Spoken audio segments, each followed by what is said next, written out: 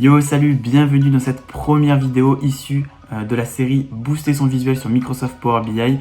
Dans cette série, je vais faire plusieurs vidéos qui vont traiter de plusieurs astuces qui vont te permettre d'augmenter tes visuels, d'avoir plus d'impact dans tes présentations. Si tu ne me connais pas, moi c'est Alex, je suis formateur indépendant sur Microsoft Power BI et je fais aussi de la prestation dans des entreprises pour réaliser par exemple des tableaux de bord, tout ce qui va être visualisation et automatisation financière. Donc si tu as des questions à propos du logiciel ou si tu souhaites que l'on parle de ton projet, n'hésite pas à aller sur mon site web, m'envoyer un message et je te répondrai au plus vite. Allez, c'est parti pour l'astuce numéro 1. Allez, c'est parti pour la première astuce qui va te permettre de booster ton visuel sur Power BI.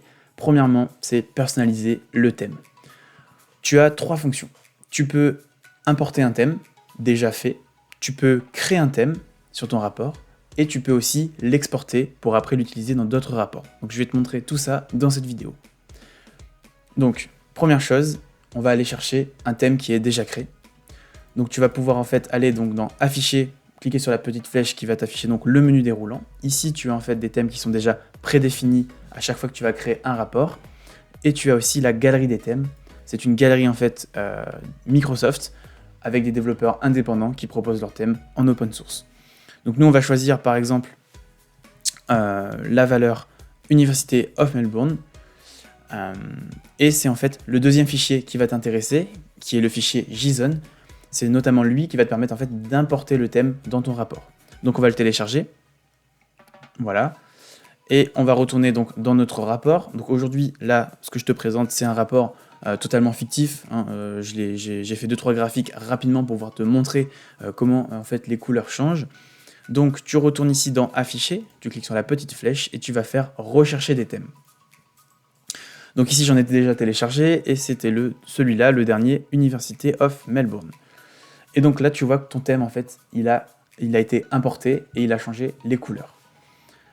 Ok, une fois que tu as fait ça, globalement en fait le thème t'intéresse pas. Donc nous on va le modifier carrément dans le rapport. Donc pour modifier, personnaliser le thème, tu peux recliquer sur la petite flèche et faire personnaliser le thème actif.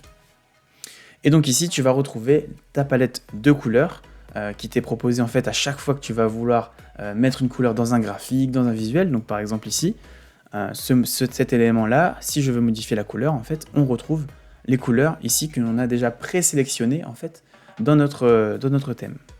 Donc on retourne dans personnaliser le thème et on va choisir nos couleurs. Alors on pourrait se dire, oui, on choisit une couleur de façon aléatoire comme ça, en bougeant le point.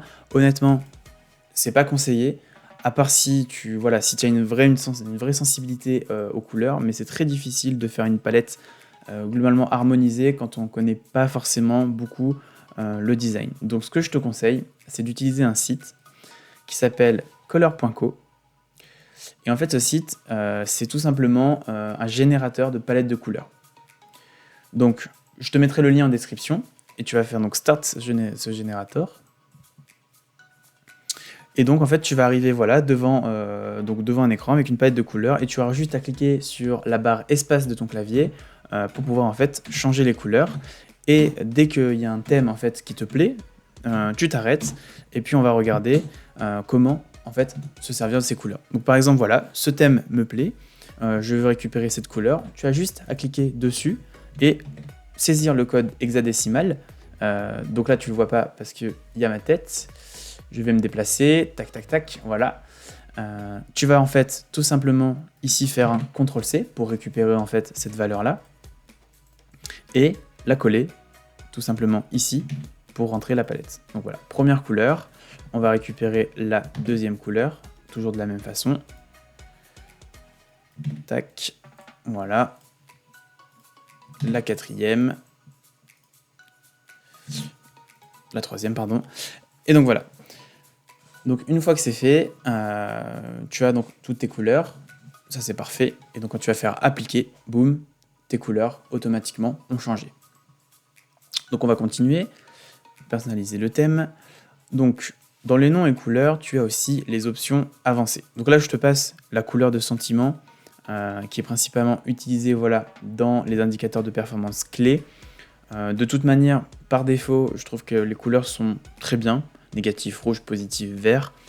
Et le neutre, globalement, si tu veux le faire ressortir, tu peux par exemple mettre un orange ou ce que tu veux. Pareil pour les couleurs divergentes, je n'y touche pas parce qu'en fait, à chaque fois, c'est souvent très spécifique à un graphique en particulier. Donc, je n'y touche pas. Vraiment, ce qui va m'intéresser ici, dans nom et couleurs, c'est globalement toutes mes couleurs qui sont ici. 4, 5 couleurs, c'est très bien. Après, plus, ça fait un peu beaucoup. Donc après, tu as des options avancées en fait qui consistent voilà, à modifier pareil les couleurs des éléments de différents niveaux. C'est les couleurs en fait que tu vas retrouver voilà, sur ici, les petits quadrillages là, le petit texte ici, en fait tout ce qui va être titre, axe, etc. Globalement, moi je n'y touche pas en termes de thème en général, parce que je trouve que voilà, les couleurs sont très bien. Qui permettent en fait voilà, d'avoir une vision dégressive de la couleur et vraiment de mettre l'accent plutôt sur tes barres de graphique et non sur tes axes. Donc maintenant on va descendre dans le texte. Donc pour le texte, honnêtement, il faut se limiter à 2 polices. Si tu commences à mettre trop de polices, voilà, ça va surcharger ton graphique. Et donc ce que je te conseille, c'est de mettre une police pour tout ce qui va être texte et une autre police pour tout ce qui va être chiffres. Donc ici, pour voilà, les textes, les données, les étiquettes de données, moi j'aime bien choisir la police Tahoma. Et on va mettre taille de police 12. Et pour ce qui est de la couleur, ici tu vois, de base, Power BI te propose un genre de noir un peu carbone, le 252-423, qui honnêtement est plutôt pas mal, donc moi je le laisse. On va aussi du coup modifier les titres, comme on a dit tout à l'heure, on s'est dit 2 polices maximum, donc quand on veut du texte, on a dit Tahoma tout à l'heure. Donc on va mettre 12 aussi, et on va laisser 252-423. Là maintenant, on va parler chiffres. Donc c'est tout ce qui va être carte et indicateur de performance clé. Donc si tu as vu ma vidéo précédente sur créer un tableau de bord, tu sais ce que c'est une carte. Et un indicateur de performance clé, je ne l'ai pas encore utilisé, ça viendra dans une prochaine vidéo. Donc nous, on va pouvoir mettre la famille de police DIN, en fait, qui est de base, qui est très jolie. Moi je l'aime beaucoup. Donc souvent je la laisse, c'est celle que j'utilise, et en taille de police 45 c'est peut-être un peu beaucoup, donc moi j'aime bien plutôt mettre 35. En termes de couleur, je vais laisser aussi 252-423, c'est un carbone qui est cool, mais voilà, à toi après de modifier bien sûr selon ta convenance. Après on a les en-têtes d'onglets, globalement ça je le modifie jamais, pour moi c'est pas utile, donc je le laisse par défaut. Les éléments visuels, donc l'arrière-plan. Donc là, on va parler en fait des arrière-plans de ta carte, des arrière-plans de tes graphiques. Moi, globalement, les arrière-plans, c'est blanc, voire c'est à 100% transparent. En fait, moi, j'aime bien travailler sous forme de widget, et tu as dû le voir en fait dans mes vidéos précédentes. Et donc souvent, en fait, mes graphiques n'ont aucun arrière-plan, et c'est moi qui fais en fait un élément visuel pour en fait voilà, créer un arrière-plan. Donc 100% transparent. La bordure, je modifie pas. Les en-têtes, pareil, je laisse. Je laisse globalement ça. Je mets limite aussi même 100%, comme ça au moins il n'y a pas de problème. Et les infobulles, on peut les modifier. Il y a une couleur d'arrière-plan voilà, qui est le 33-33-33, qui est très très bien. Par contre, moi j'aime bien qu'il y ait un peu plus de contraste. Donc tout ce qui va être valeur, en fait, je vais le mettre en blanc. Voilà. Au niveau de la page, le papier peint. Donc ça, c'est pas forcément hyper important. Le papier peint, c'est vraiment ce qui va être autour en fait, de ton rapport. Soit tu peux mettre de la même couleur ton arrière-plan, soit tu peux le laisser blanc. C'est vraiment toi qui vois. Moi, je le laisse toujours blanc. Par contre, l'arrière-plan de la page, ça c'est intéressant.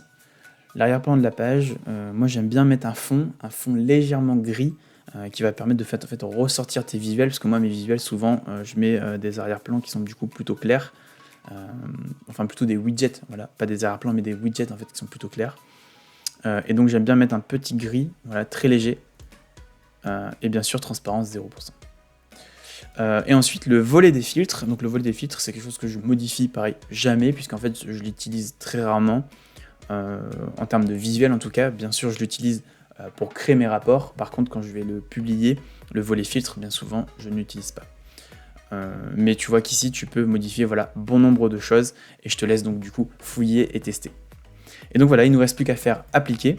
Et voilà, en appliquant, tu vois qu'en fait ici on a notre arrière-plan gris qui s'est mis, nos polices qui se sont modifiées, et bien sûr la couleur qui est restée puisqu'on l'avait rentrée tout à l'heure.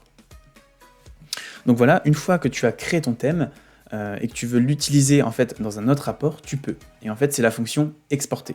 Donc pour exporter un thème, toujours ici, afficher, tu cliques sur la petite flèche et tu vas enregistrer le thème actuel. Donc tu vas l'enregistrer et en fait il va t'enregistrer donc du coup un fichier JSON qui te permettra du coup de refaire comme on a fait tout à l'heure, de l'importer dans un autre rapport.